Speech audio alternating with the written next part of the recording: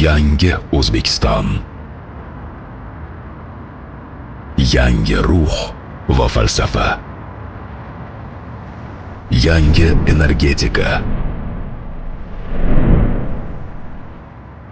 Siyosiy irodaning mahsuli. Bugungi loyihalar bundan 8 yil avval energetika sohasida boshlangan keng ko'lamli islohotlarimizning uzviy davomidir. Yangidan qurilgan tizim. Tubdan yangilangan infratuzilma. Energetika siyosatining yangi impulsi. Biz bu loyihalar orqali nafaqat iqtisodiy o'sishga erishamiz, balki kelajak avlodlarimiz uchun yashil va barqaror O'zbekistonning mustaqil poydevorini yaratamiz. Sohaning shiddatli o'sishi, tarixda bo'lmagan sarmoyalar va misli ko'rilmas natijalar. Biz kelgusi taraqqiyotimizni yashil iqtisodiyot rivojlanishida ko'rmoqdamiz. Bularning barchasi inson qadri uchun. You love your people, you love your country, and your people and your country, they love you, Mr. President. We are ready. Janob Prezident, biz qayta tiklanuvchi energiya ulushini 54% ga yetkazish haqidagi orzuyingizni ro'yobga chiqarishga tayyormiz. In Uzbekistan from renewable energy.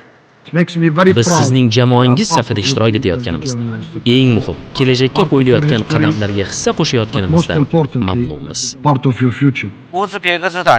O'zbekiston xalqi energetika infratuzilmasini rivojlantirishda, iqtisodiy va ijtimoiy taraqqiyotda yangi va salmoqli yutuqlarga erishdi. Tiklanuvchi energetika va energiya saqlash tizimlarini joriy etish bo'yicha O'zbekistondek tez harakat qilgan mamlakat yo'q. Haqiqiy islohotlarni amalga oshira oladiganlar bu jasur va qat'iy yetakchilik qobiliyatiga ega insonlardir. 2030-yilda bu yerda bo'lishni juda istardim. Bugün gerçekten tarihi bir olay. O'zbekistonning Bu haqiqatdan ham tarixiy voqea. O'zbekistonda shamol, quyosh va elektr stansiyalarining qisqa muddatda foydalanishga topshirilishi Prezident Shavkat Mirziyoyev va uning jamoasining katta muvaffaqiyati. Qisqa vaqt ichida juda katta investitsion loyihalar, shunday katta investorlar bozorimizga mana kirib keldi. 30 oy oldin bu yerda ochiq dala edi. Bunday joylar Qoraqalpog'istonda bo'lmagan. Prezidentimizga qoyil qolsak arziydi. Men o'z orzularimda yashayapman va ishlayapman. O'zbekistonni juda yorqin, yangilanuvchi energiya kelajagi kutmoqda.